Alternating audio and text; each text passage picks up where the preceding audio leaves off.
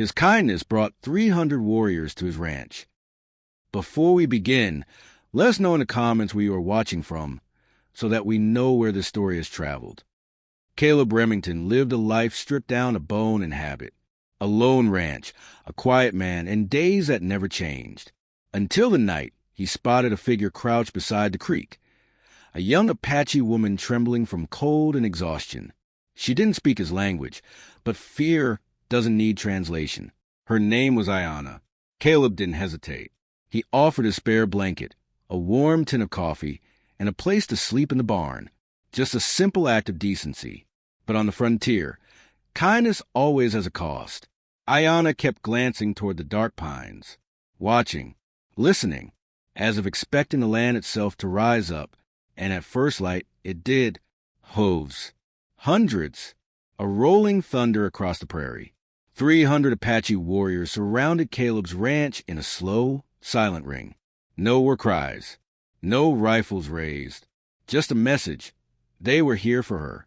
Ayanna stepped closer to Caleb, calm as dawn, almost prepared. Now the question hung in the cold morning air. Did he save the right person, or invite a storm he couldn't control? The circle of riders didn't move. Not an inch. 300 sets of eyes fixed on the ranch, like it was a courtroom, and Caleb was the lone defendant. Caleb stepped out slowly, hands open, voice steady. He wasn't a fighter, and he sure as hell wasn't stupid enough to pretend he was. But fear still crawled under his ribs. Ayanna walked beside him with a calm that didn't match the danger. She lifted her chin toward the lead rider, a tall man with paint across his chest and the posture of someone used to command. His presence alone tightened the air. Caleb asked the only question that mattered. What do you want here? The warrior answered with a look, not a word. Then his gaze shifted to Ayanna, and something sharp passed between them. Anger, grief, unfinished business. Caleb couldn't tell which. One rider dismounted and placed a long spear in the ground, upright between the ranch and the warriors. A line, a warning, a message Caleb didn't yet understand. Ayanna's hand trembled for the first time. Was this a rescue or a judgment? Caleb felt the ground tilt. Whatever test this was, he had just stepped into it without knowing the rules. Caleb felt the weight of that spear like it was pointed straight at his chest. Ayanna stepped forward just one pace, and the warriors shifted the ripple of tension across 300 saddles. They weren't here for blood. Not yet. But every man in that circle was ready if things broke wrong. Ayanna touched her hand to her heart, then to the earth, then to the sky. A gesture Caleb didn't understand. But the leader's jaw tightened, not in anger but recognition. Caleb whispered, "You know him, don't you?" Ayanna didn't answer. Instead, she moved closer to the spear. Her steps were slow, deliberate, almost ceremonial. The wind dropped, like the land itself was holding breath. Then the leader dismounted. A heavy moment, boots hitting the dirt with intent. He walked toward her, stopping only when the spear sat between them. Their eyes locked. Pain lived there. History too deep for Caleb to guess. Ayanna finally spoke, voice shaking from truth she could no longer hide. "He is my brother." Caleb's stomach dropped. This wasn't a rescue. This wasn't an accusation. This was a family torn by something still unspoken. And Caleb had stepped right into the middle of it. The leader's gaze shifted toward Caleb. Cold, calculating, judging the stranger who sheltered his sister. And then he raised his hand. Every warrior tightened their reins. Something big was coming. The leader's raised hand froze the whole world. 300 horses, still. 300 warriors, silent. Only the wind moved, brushing against the spear like it knew what came next. Ayanna lowered her head, but not in fear. In respect. In guilt. Caleb finally spoke, because silence was killing him faster than any arrow could. "If she's in danger, say it. If I've wronged your people, tell me." The leader stepped closer. His eyes carried storms. But his voice, when it came, was controlled as stone. "She left our camp without permission. She crossed lands she shouldn't cross. She fled a promise she made to our tribe." Caleb felt a cold weight settle in his gut. A promise. Not a crime, but something just as powerful on frontier soil. Ayanna whispered, "I could not stay. My heart was not safe there." Her brother's jaw clenched. Caleb saw the truth then. This wasn't about war. This was about honor and shame and the consequences of walking away. The leader pointed at Caleb. "You sheltered her, gave her protection. That makes you part of this now." Caleb didn't flinch, though his pulse hammered. He'd helped her because it was right, but right and safe weren't the same thing out here. The leader spoke again, voice low, but heavy enough to shake the dust. "You will stand before our council. Both of you. Today." The warriors parted, forming an open path, a road lined with eyes and judgment. Ayanna reached for Caleb's arm. "Please," she murmured. "Do not refuse." The path waited. Caleb didn't want to step into that path. Any sane man would have backed away, shut the door, and prayed the land swallowed him whole. But Ayanna's hand on his arm wasn't fear. It was trust, and trust carries its own weight. He nodded once. Ayanna's brother turned without another word, and the warriors shifted, opening a corridor wide enough for two people and narrow enough to make escape feel impossible. Caleb walked beside Ayanna, boots dragging through dust that held generations of footsteps. Warriors on both sides watched with a calm that cut deeper than hostility. They weren't here to kill him, not unless he earned it. Ayanna whispered, "My brother's name is Taza. He is fair but fierce. Do not lie. Do not challenge him. Speak only truth." Caleb muttered, "Truth I can manage. It's the other parts that worry me." As they neared the center of the encampment, drums started, slow, distant, steady, not a war beat, a judgment beat. Taza stopped in front of a long fire pit, flames snapping in the wind. Behind it stood three elders, each marked with white ash across their foreheads, clothes lined with beads and feathers that shimmered like old stories.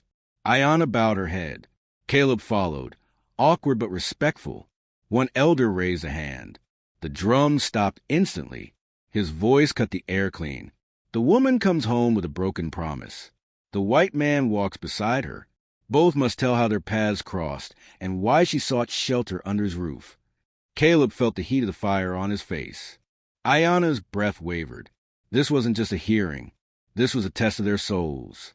The fire cracked like it wanted answers before the elders even asked for them. Ayanna stepped forward first, shoulders tight, voice barely above the wind. "I left because I was promised a man I did not choose." Her words stung the air. Taz's jaw tightened, but he didn't interrupt. Ayanna continued, "He was cruel. My heart feared him. My spirit shrank under his shadow. So I ran. I chose freedom over tradition." The elders exchanged looks, not surprised but disappointed. Caleb could feel judgment rolling off them like heat from flames. One elder turned to Caleb. "You white man, why did you take her in?" Caleb swallowed hard. Every warrior around him could hear his breath. She was freezing, lost, alone. You don't leave a person like that to die on the prairie. Not out here. Not anywhere. Another elder stepped closer, eyes sharp. "Did she promise you anything? Safety? Reward? Favor?" Caleb shot back, voice steady but edged with frustration. "No, I'm not that kind of man." The reaction was immediate. Warriors shifted. Even Taz's expression flickered. Respect. Maybe. But then the third elder spoke, the oldest, voice like sand and smoke. "If you sheltered her from a rightful promise, you have tangled yourself in tribal duty. Her choice became your burden the moment she stepped onto your land." Caleb felt the pressure rise, thick as the air before a storm. Ayanna reached for his hand, the first open sign of connection between them. Tiny, fragile, but real. The elder's eyes narrowed at the gesture. Then the fire will decide if your bond is truth or trouble. The flames roared higher, as if answering the call. The flames snapped tall, spitting sparks into the dusk. Every warrior leaned in, not with anger but with expectation. This wasn't violence. This was judgment carved into tradition. The oldest elder lifted a wooden bowl filled with ash and coal. "When promises are broken," he said, "truth must be tested by fire.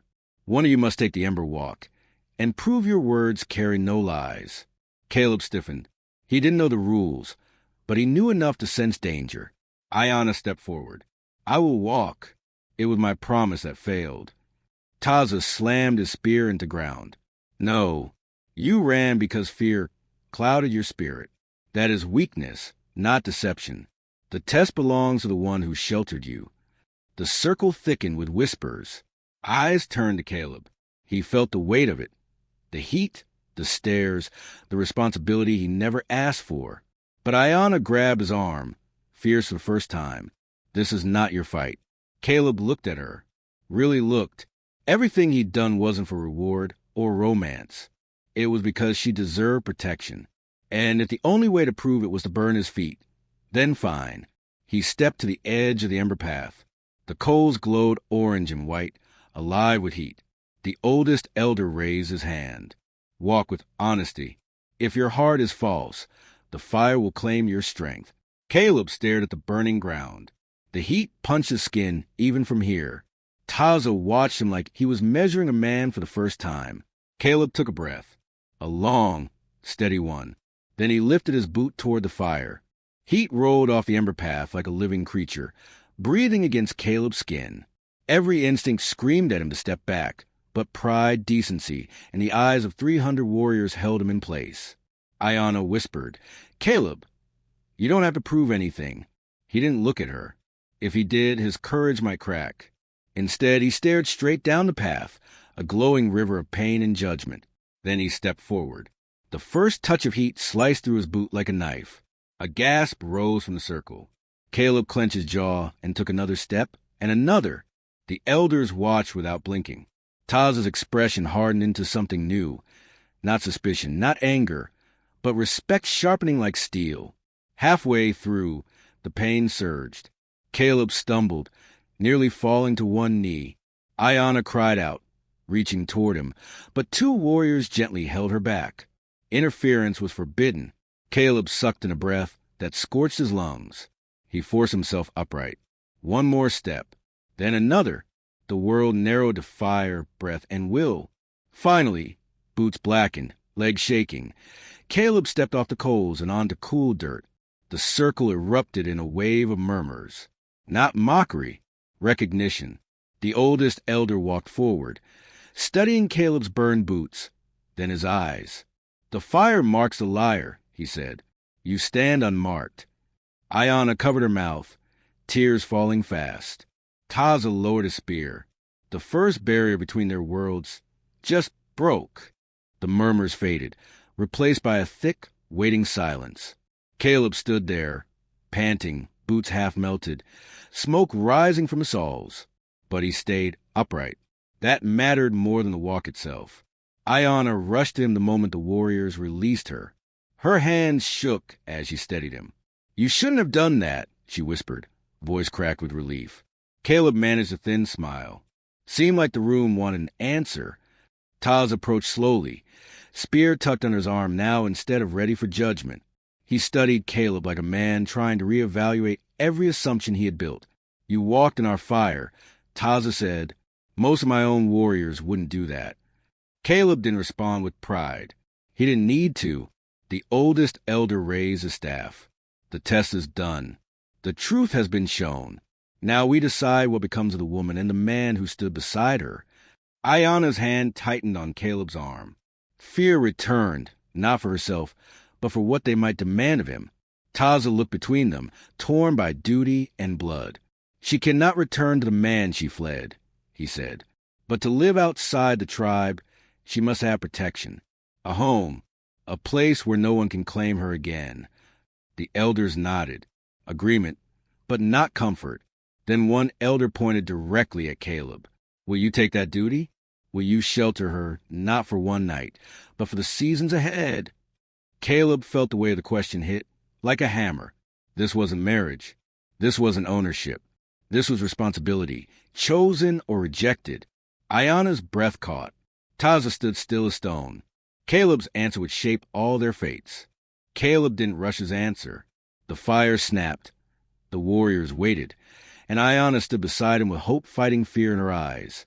He looked at her first, really looked, not as a burden, not as a stranger, but as someone who had crossed a whole world of danger just to claim her own life. Then he looked at Taza, a man who carried both pride and pain and was trusting Caleb with something far heavier than land or cattle. Finally, Caleb spoke. If she chooses to stay, my home is hers, and no one will lay a hand on her again. Ayana's breath broke into a soft sob. Not fear, not sorrow, but release. The elders exchanged long, quiet glances. Then the oldest nodded. It is decided. The woman walks her own path, and the white man who stood in our fire now stands as her protector. Taza stepped forward and extended his hand, a gesture no warrior gave lightly. Caleb took it. Ayana whispered, "Thank you, both of you." The tension that once held the valley like a noose finally loosened. Warriors pulled back, forming a wide path leading toward open land. Not a threat now, but a blessing. As the warriors rode away, their silhouettes fading into the rising dawn, Ayana turned to Caleb. "What happens now?" she asked softly. Caleb looked toward his quiet ranch, the same land he had lived on for years, suddenly feeling different. "Now," he said, "now we start over and figure out the rest as we go. No big promises, no easy answers. Just two people choosing to walk the same direction for as long as it felt right. And somewhere across the prairie, a new kind of alliance formed, not written in treaties or ink, but in ire and trust. If you enjoyed this story, make sure to subscribe, and share for more powerful Old West tales.